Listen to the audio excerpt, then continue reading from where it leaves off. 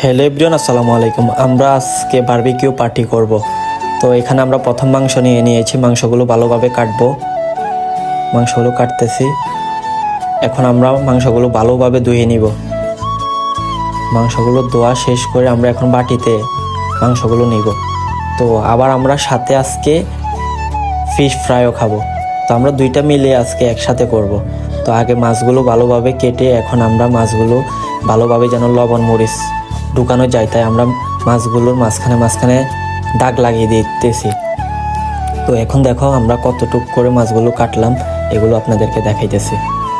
তো আমরা মাছ নিয়েছি আর বারবিকিউর জন্য মাংস নিয়েছি। তো মাংসগুলো কাটা শেষ, এখন আমরা মাছগুলো দিয়ে নিতেছি। তো এখন আমরা মাংসগুলো মশলা লাগিয়ে এখন মাংসগুলো শিকের ভিতর নিতেছি।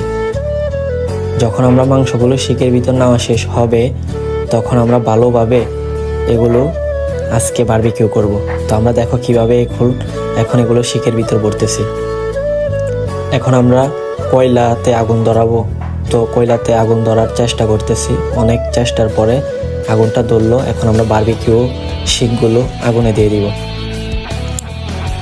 তো এখন আর কি করার, আমরা এখন বারবিকিউ করব।